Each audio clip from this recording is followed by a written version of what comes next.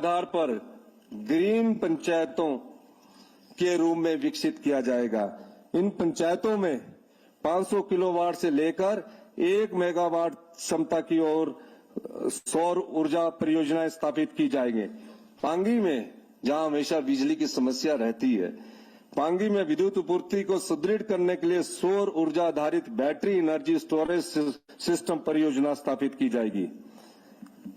अध्यक्ष महोदय, मैं घोषणा करता हूं कि प्रदेश के युवाओं को उनकी अपनी भूमि अथवा लीज पर ली गई भूमि पर 200 किलोवाट से 2 मेगावाट की सौर परियोजनाएं स्थापित करने के लिए 40% सब्सिडी अनुदान सहित पर अनुमति दी जाएगी। इन परियोजनाओं से उत्पन्न बिजली की खरीद राज्य विद्युत बोर्ड द्वारा की जाएगी। यानी कि 1 मेगावाट पैदा करने में माननीय अध्यक्ष महोदय तकरीबन 4 करोड़ रुपया खर्च आता है, 4.5 करोड़ रुपया खर्च आता है या 5 करोड़ आता है। हमारी सरकार ने युवाओं को रोजगार देने के लिए 2 करोड़ रुपए की सब्सिडी देने का प्रावधान किया है, वो ताकि वो प्रोजेक्ट 4 साल में जो लोन उठाता है उससे वापिस हो जाए। अब कई हमारा पहाड़ी क्षेत्र है, 250 किलोवाट 4 बीघे में लगता है और 250 किलोवाट से जो व्यक्ति अपनी जगह या लीज पर लेकर जगह में बनाएगा उस पर उनको तकरीबन 1 करोड़ 1.25 करोड़ रुपया खर्च आएगा। 1 करोड़ रुपए का 40 लाख रुपया हमारी सरकार 250 किलोवाट का सौर परियोजना लगाने के लिए हमारी सरकार देगी। और उससे आय कितनी होगी? 250 किलोवाट से 1 साल में 4 बीघे में जो 250 किलोवाट का प्रोजेक्ट लगता है, यानी कि 8 कनाल में 15 लाख रुपया साल की आय होगी। इस दृष्टिकोण से हमारी सरकार हिमाचल के युवाओं को रोजगार दे रही है।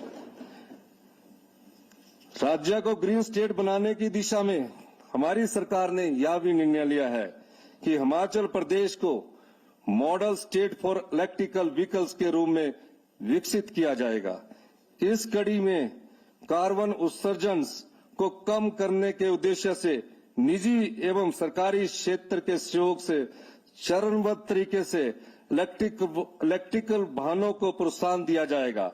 प्रथम चरण में निम्नलिखित राष्ट्रीय एवं राज्य उच्च मार्गों को इलेक्ट्रिकल वाहनों के माध्यम से ग्रीन कॉरिडोर के रूप में विकसित किया जाएगा। ये कॉरिडोर निम्नलिखित है: परमाणु, Nalagarh, Una, Hamirpur, Dera, Amb, Mubarakpur, Sansarpur, Terrace, Nurpur, Paonta, Nahan, Solan, Shimla green corridor के रूप में विकसित किए जाएंगे।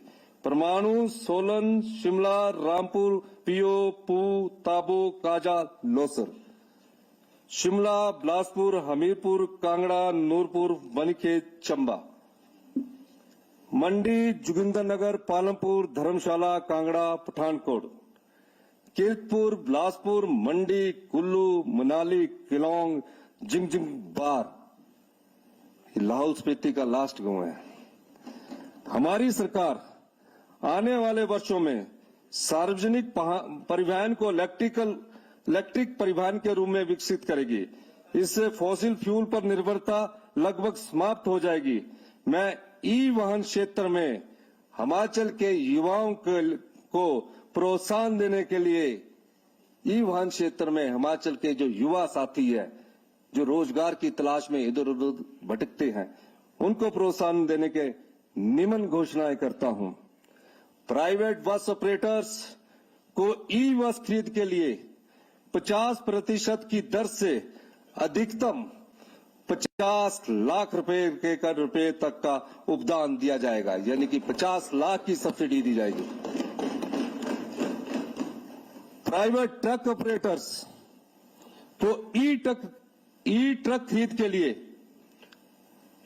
50% की दर से अधिकतम 50 लाख रुपए तक का उपदान दिया जाएगा, यानी कि ट्रक ऑपरेटर जो ट्रक 80 या 1 करोड़ का है उन्हें 50 लाख रुपया सरकार सब्सिडी देगी। प्राइवेट ऑपरेटर्स को चार्जिंग स्टेशन के लिए 50% की दर से उपदान दिया जाएगा। इसके लिए राज्य विद्युत बोर्ड के सहयोग से एक विस्तृत परियोजना बनाई जाएगी। जो भी युवा साथी चार्जिंग स्टेशन एस्टेब्लिश करना चाहते हैं उनको भी 50% का उपदान दिया जाएगा। और ये उपदान यही नहीं रुकेगा, ये कम से कम 50% और 50 लाख का उपदान है। उनकी वायबिलिटी बनाने के लिए चाहे बसेज है, इस उपदान को आने वाले समय में हम बढ़ा भी सकते हैं। अध्यक्ष महोदय, प्रदेश को ग्रीन स्टेट के रूप में विकसित करने के उद्देश्य से हमारी सरकार का प्रयास वायु, ध्वनि और अन्य सभी प्रकार के प्रदूषणों को कम करने पर रहेगा। इसके लिए आने वाले वर्षों में पथ परिवहन निगम की अधिकतर डीजल बसों को ई बसों में बदला जाएगा। वर्तमान में हिमाचल पथ परिवहन निगम राज्य में 75 ई बसें और 50 ई टैक्सियों का संचालन कर रहा है। मैं हिमाचल प्रदेश पथ परिवहन निगम की 1500 डीजल बसों को ई बसों से चरणबद्ध ढंग से बदलने की घोषणा करता हूं।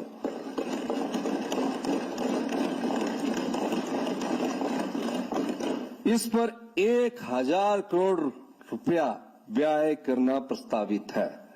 पहले चरण में नदौन में एक नया ई बस डिपो स्थापित किया जाएगा और शिमला स्थानीय डिपो को चरणबद्ध तरीके से ई बस डिपो में बदला जाएगा।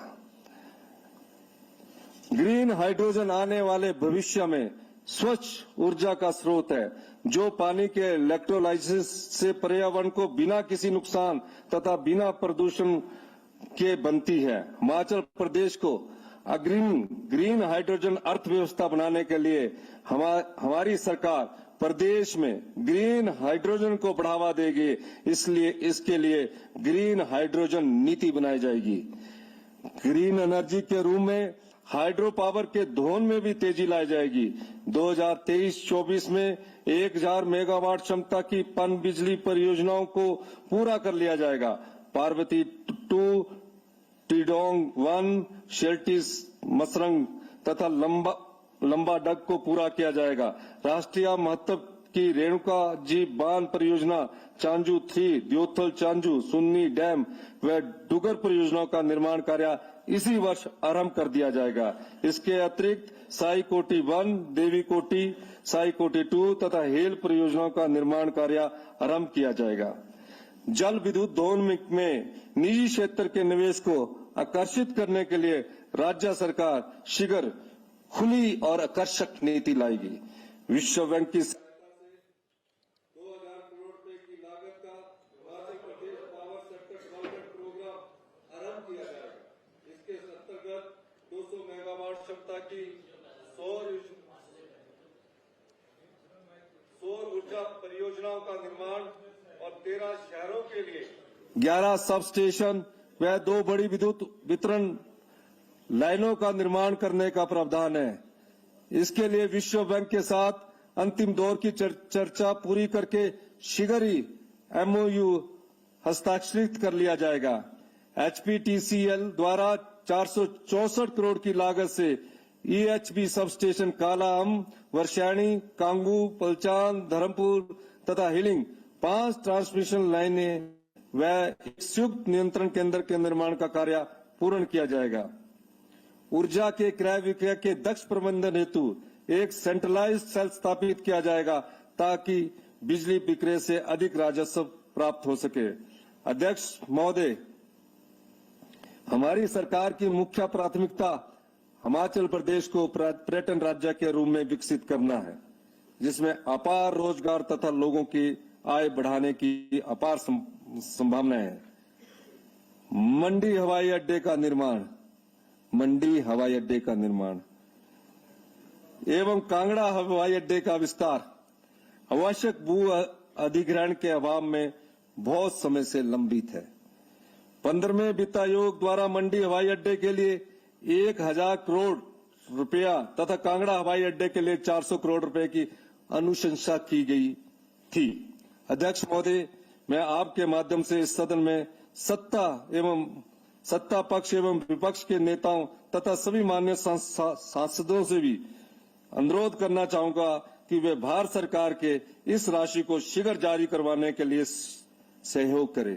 अभी तक ये राशि जारी नहीं हुई है। 15 फाइनेंस कमीशन ने रिकमेंडेशन दी है और जब 15 फाइनेंस कमीशन से इस बारे में बात किया तो उन्होंने जारी करने में आनाकानी दिखाई है। कहा कि फाइनेंस सेक्रेटरी से, फाइनेंस मिनिस्टर से आप मिलिए। तो मैं चाहूंगा कि आपका भी उसमें सहयोग मिले और सांसद सदस्यों का भी उसमें सहयोग मिले। दोनों हवाई अड्डों के लिए शुरू की गई सोशल इम्पैक्ट असेसमेंट को जल्दी पूरा करके इसके लिए भू अधिग्रहण की प्रक्रिया आरंभ कर दी जाएगी। इनके सपनों को पूरा करने के लिए भी हम काम कर रहे हैं। ड्रीम प्रोजेक्ट थे, पहले भाषण का था। भारतीय विमानपत्तन प्राधिकरण द्वारा तैयार किए गए मास्टर प्लान के अनुरूप कांगड़ा हवाई अड्डे के विस्तार कार्य में गति लाई जाएगी। कांगड़ा हवाई अड्डे के रनवे की लंबाई को वर्तमान 1372 मीटर से बढ़ाकर 3010 मीटर करने के लिए आवश्यक भू अधिग्रहण की प्रक्रिया को अगले वित्तीय वर्ष के मध्य तक पूरा कर लिया जाएगा। भू अधिग्रहण के तुरंत बाद इसके विस्तार का कार्य आरंभ कर दिया जाएगा। इसके लिए 2023-24 में मैं 2000 करोड़ रुपया व्यय करने का प्रस्ताव करता हूं। रामपुर, बद्दी, कंगनी धार, सासेस, मनाली में हेलीपोर्ट्स विकसित किए जा रहे हैं। हेली टैक्सी का संचालन संजौली और बद्दी हेलीपोर्ट से शीघ्र शुरू किया जाएगा। हमीरपुर, कांगड़ा, चंबा, कुल्लू, लाहौल स्पीति, किन्नौर एवं उन्ना में नए हेलीपोर्ट का निर्माण और विकास किया जाएगा ताकि सभी जिले वर्ष भर हवाई परिवहन से जुड़े रहे। हेलीपोर्ट के निर्माण और विकास पर 2023-24 में 30 करोड़ रुपए खर्च किए जाएंगे। सभी जिले एक साल के भीतर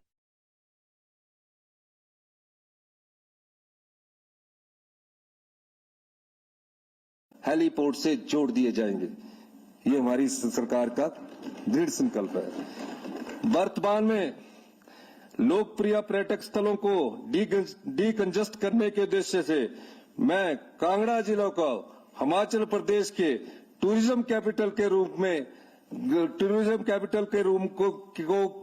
विकसित किया जाएगा और इसे मैं टूरिज्म कैपिटल के रूप में घोषणा करता हूं।